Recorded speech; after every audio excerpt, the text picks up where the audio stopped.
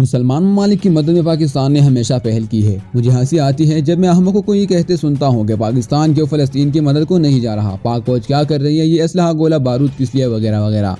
دوستو، اس موضوع پر تفصیل سے جاننے سے پہلے آپ سے ایک مدبانہ گزارش ہے کہ اگر آپ ہمارے چینل پر نیو ہیں تو چینل سبسکرائب کر کے بیل آئیکن بھی دبا دیں، اس سے آپ کو ہماری ہر نئی آنے والی ویڈیو کی نوٹیفیکیشن مل جائے گی۔ اگر ویڈیو اچھی لگے تو لائک اور شیئر ضرور کیجیے گا۔ ناظرین، آپ کی اطلاع کے لیے بتا چلوں کہ جب سے پاکستان معرض وجود میں آیا تب سے اب تک واحد پاکستان ہی وہ ملک ہے جو مسلمانوں پر ظلم ہوتا دیکھ کر کبھی خاموش نہیں بیٹھا۔ بظاہر اور پس پردہ پاکستان نے اپنی مسلمان بھائیوں کی بھرپور مدد کی ہے۔ ناظرین، جیسے کہ پاکستان کے قیام کے فوراً بعد 1948 میں فلسطین کی مدد کے لیے فوجی دستے بھیجنے والا واحد پاکستان ہی تھا۔ عرب اسرائیل جنگ میں تمام عرب ریاستوں کو اسرائیلی غلامی سے بچانے والا پاکستان تھا۔ اسی پاکستان کی فضائیہ نے اسرائیل میں گھس کر اسرائیل کو مارا۔ کشمیریوں کی مدد صرف پاکستان ہی کر رہا ہے، شاید بتانے کی ضرورت نہیں ہے۔ افغانستان میں غیر ملکی کی مداخلت کو روکنے اور افغانستان پر قبضہ کرنے کا خواب دیکھنے والے روس امریکہ کو مار مار کر ان کے ٹکڑے کرنے والا واحد پاکستان ہی ہے۔ ابھی حال ہی میں آذربائیجان آرمینیا کی جنگ کو ہی لے لے۔ بظاہر تو پوری دنیا کو یہی لگا کہ آذربائیجان اکیلا جنگ جیتا، پر جو لوگ جانتے ہیں وہ چیخ چیخ کر آذربائیجان کی فتح میں پاکستان اور ترکی کا ہاتھ شمار کرتا ہے۔ بوسنیا میں مسلمانوں کی مدد کرنے والا بھی صرف پاکستان ہی تھا۔ بوسنیا سے یاد آیا کہ آپ سے بوسنیا میں ISI نے کیسے مجاہدین کو بھرپور مدد کر کے کفار کو شکست دی تھی۔ چلے یہ بھی آپ سے شیئر ہی کر دیتا ہوں۔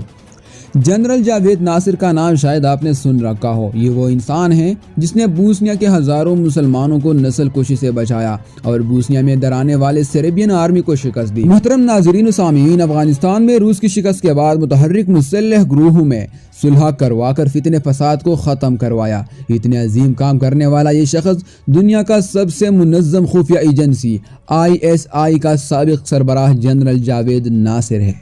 وہ جاوید ناصر جس نے اپنی ساری زندگی اسلام اور پاکستان کے لیے وقف کر دی اور پاک فوج اور ISI میں اسلام سے محبت کی ایک نئی روح پھونک دی۔ ناظرین، نواز شریف کے دوسرے دور حکومت میں امریکہ کے شدید دباؤ پر جنرل جاوید ناصر کو عہدے سے ہٹا دیا گیا۔ بوسنیا کے مسلمانوں کی مدد کرنے کے پاداش میں امریکہ نے 2011 میں جنرل جاوید ناصر کی حوالگی کا مطالبہ بھی کیا، لیکن پاکستانی حکومت نے مطالبہ مسترد کر دیا۔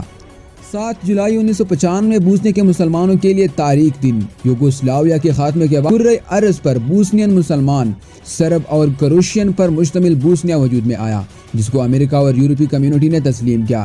لیکن اس پلان کو سرب کے عیسائیوں نے مسترد کر کے 7 اپریل 1952 کو سراجیوں پر بمباری شروع کی اور بوسنیا کے مشرقی مسلمان آبادیوں پر حملے شروع کیے، جس کے نتیجے میں مسلمانوں کو وہاں سے ہجرت کرنے پر مجبور کیا گیا اور تقریباً 6 ہفتوں میں سرب فوج نے 75% علاقے پر قبضہ کیا۔ سرب فوج کے مقصد شمالی مشرق سے مسلمانوں کا خاتمہ کر کے اس ملک کو سربیا سے ملانا تھا۔ ریٹکو میاڈک نے اپنی فوج کو سرب فوج کے سربراہ حکم جاری کیا کہ جہاں بھی مسلمان نظر آئے ان کو قتل کرو۔ دوسری طرف بوسنیا کی حکومت جو مسلمانوں کے ہاتھ میں تھی ان پر اسلحہ خریدنے کی عالمی پابندیاں لگا دی گئی، جبکہ سرب فوج کے پاس یوگوسلاویا کے وقت کا اسلحہ اور فوج موجود تھا۔ ایک طرف مسلمانوں کو کمزور کیا گیا تو ناظرین دوسری طرف امریکہ اور اقوام متحدہ نے اس جنگ میں مداخلت سے انکار کیا۔ 7 جولائی 1995 کو سرب فوج نے شمالی مشرقی علاقے سربینیا میں پیش قدمی کرتے ہوئے ایک ٹاؤن پر حملہ کیا، جس میں 20,000 مسلمانوں کو بے دخل کیا گیا اور ان کے گھروں کو آگ لگا دی گئی۔ 13 جولائی کو انہوں نے ایک جنگل میں پناہ لی، ان جنگل میں جہاں پہ 12,000 مردوں کو شہید کیا گیا، 8,000 مسلمانوں کی قبریں وہاں سے ملے تو مجبوراً اقوام متحدہ نے امن فوج بوسنیا بھیج دیا۔ 3 سال میں سرب فوج نے ایک اندازے کے مطابق 1 لاکھ سے زائد مسلمانوں کا قتل عام کیا۔ جب بوسنیا کے مسلمانوں کو سراجیوں تک محصور کر کے ان کا محاصرہ کیا گیا تو اس وقت مسلمانوں کے لیے کوئی مدد کو نہیں آ رہا تھا۔ اس دوران پاکستان کی خفیہ ایجنسی ISI کے جنرل جاوید ناصر کی قیادت میں بوسنیا کے مجاہدین کو مسلح کرنے کا فیصلہ کیا۔ پاکستان نے ٹیونا کینز کے بحری جہاز بوسنیا بھیج دیے، جس پر لکھا ہوتا تھا گفٹ فرام پاکستان۔ بظاہر تو خوراک لگ رہی تھی پر اندر سے تمام جہاز اسلحے سے بھرے ہوئے تھے۔ ناظرین، پاکستان نے چھوٹے ہتھیاروں سمیت اینٹی ٹینک گائیڈڈ میزائلز اور اینٹی ایئر کرافٹ میزائلوں سے بوسنیا کے مجاہدین کو مسلح کیا اور ان کو ٹریننگ بھی دی۔ پاکستان کی طرف سے ملنے والے اسلحے نے بوسنیا جنگ کا نقشہ ہی بدل دیا۔ محترم ناظرین، بوسنین فوج کی مدد کے جرم میں 2011 میں اقوام متحدہ کے عالمی ٹریبیونل برائے یوگوسلاویہ نے پاکستان سے جنرل جاوید ناصر کو گرفتار کر کے ٹریبیونل کے حوالے کرنے کا حکم کیا، جس کو پاکستان نے مسترد کرتے ہوئے کہا کہ اس کی طبی حالت ٹھیک نہیں ہے۔ 1995 میں پاکستان نے اسلامی ممالک کا اجلاس بلا کر بوسنیا سے اسلحہ خریدنے کی پابندی کو ختم کرنے کی قرارداد منظور کی۔ اقوام متحدہ کی امن مشن میں پاکستان نے بڑی تعداد میں اپنی افواج کو بوسنیا بھیج، جہاں مسلمانوں کی کیمپوں کو سرب فوجوں سے حفاظت کی ذمہ داری سنبھال لی، اور ان کیمپوں میں رہنے والوں مسلمانوں کو کھانے پینے کا سامان بھی پاکستان کے خرچے پر دیا جا رہا تھا۔ ISI نے مجاہدین کی امداد کے لیے وہاں اپنے کنٹینجنٹ بھی قائم کیے، جس کے بعد جنگ کا نقشہ بدل گیا اور طاقت کے نشے میں ڈوب سرب فوج کو سیز فائر پر مجبور کیا گیا، جس کے بعد عالمی طاقتوں کی کوشش سے واشنگٹن ایگریمنٹ کی شکل میں بوسنیا میں ایک مستحکم حکومت قائم کی گئی، جہاں سب کو مسلمان اور عیسائیوں کو برابر کے اختیارات سمیت اپنے مذہب کے مطابق عبادت کی آزادی دے دی گئی۔ محترم ناظرین، اللہ کا لاکھ لاکھ شکر ہے جس نے یورپ میں مسلمانوں کی حفاظت اور نصرت کے لیے پاکستان کا انتخاب کیا، اور مجھے فخر ہے کہ میرا تعلق اس پاک مٹی سے ہے۔ جب بوسنیا میں اقوام متحدہ کی دیگر فوجیں شکست کھا گئی تو ناظرین اور علمی طاقتوں نے بہانہ بنا کر جنگ سے کنارہ کشی کی۔ اس وقت واحد ملک پاکستان تھا جس نے اپنی فوجیں بوسنیا کے مسلمانوں کی مدد کے لیے بھیجی۔ دنیا کے سخت مشنز میں ایک مشن 90 کی دہائی میں ہونے والا یہ بوسنیا کا مشن تھا، جس میں پاک آرمی نے بوسنیائی مسلمانوں پر ظلم کرنے والوں کو ناک و چنے چبوا دیے تھے۔ جنرل ناصر جاوید کی نگرانی میں پاک آرمی بوسنیا میں سخت آپریشن کیا اور بوسنیائی مسلمانوں کی آزادی میں کلیدی کردار ادا کیا۔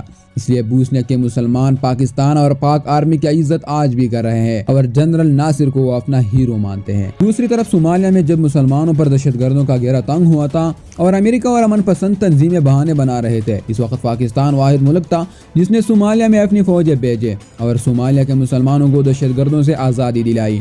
بعد میں پھر امریکہ کی آرمی کے آنے اور پاکستان کی آرمی کے صومالیہ سے انخلا کے بعد دہشت گرد تنظیم پھر سے سر اٹھانے لگا اور انہوں نے امریکہ کی آرمی کو بھی یرغمال بنا لیا تھا۔ اس وقت پھر پاک آرمی نے نہ صرف امریکہ آرمی کو ریسکیو کیا اور ساتھ ساتھ دہشت گرد گروہ کو جڑ سے ختم کر دیا۔ آج جو سپر پاور بنا گھوم رہا ہے، اس کی سپر پاور کے پرچے اڑانے والا بھی صرف اور صرف پاکستان ہی ہے۔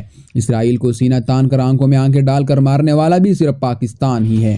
اگر یقین نہیں تو تاریخ پڑھ لے۔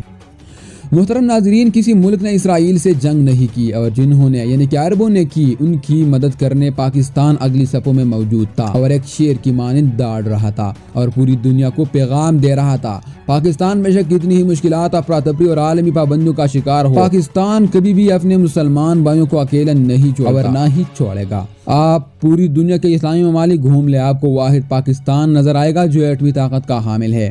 واحد پاکستان نظر آئے گا جس کی فوج دنیا کی سب سے بہترین فوج ہے۔ واحد پاکستان ہے جس کی خفیہ ایجنسی دنیا کی سب سے بہترین ایجنسی ہے۔ واحد پاکستان ہے جو اسلامی ممالک میں اسلحے کے لحاظ سے سب سے طاقتور اور خود کفیل ملک ہے۔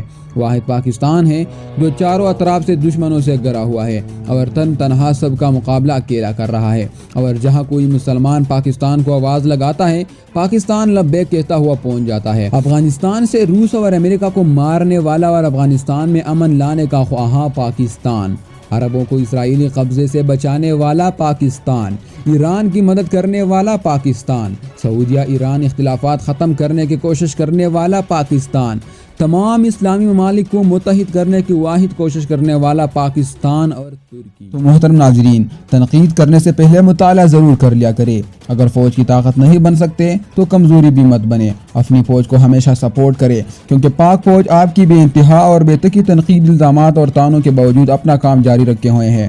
پھر چاہے کیسے بھی حالات کیوں نہ ہوں، پاک فوج ہمیشہ ہمارے ساتھ ہے۔